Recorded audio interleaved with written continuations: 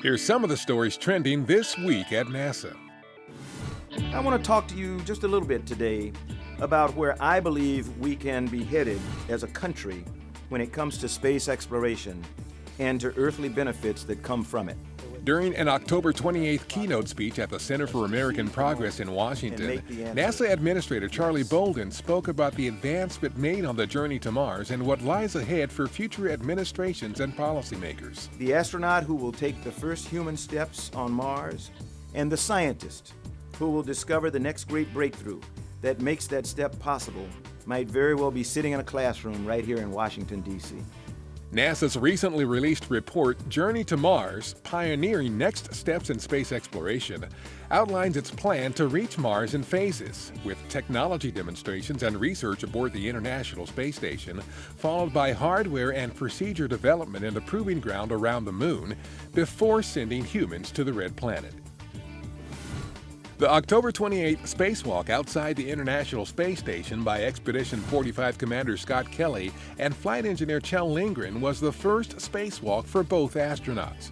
During the outing, they installed a thermal cover over the station's alpha magnetic spectrometer, began routing cables for the future arrival of an international docking adapter for commercial crew spacecraft, and lubricated components on the Canadarm2 robotic arm.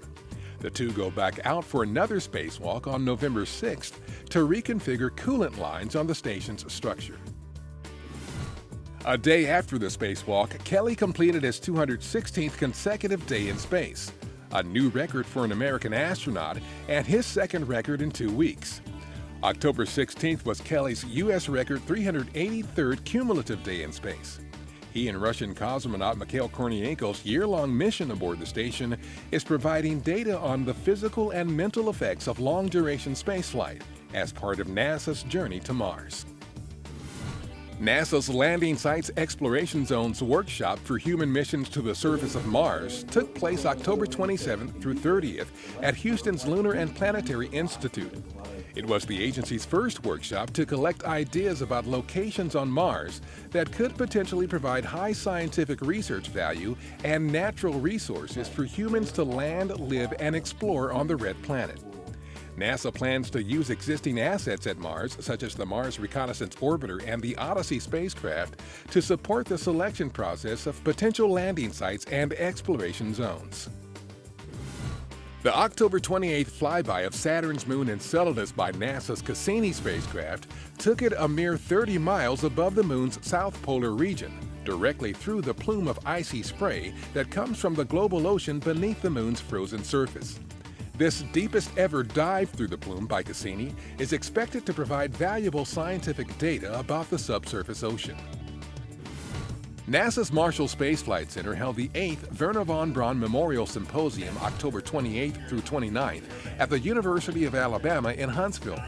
The event featured remarks by NASA Associate Administrator Robert Lightfoot, Associate Administrator for Human Exploration and Operations Bill Gerstenmaier, Associate Administrator for Space Technology Steve Jurczyk, and other agency leaders. This year's symposium focused on benefits, challenges, and opportunities in advancing space activities and recent progress in science, engineering, and technology. And that's what's up this week at NASA. For more on these and other stories, follow us on social media and visit www.nasa.gov/twan.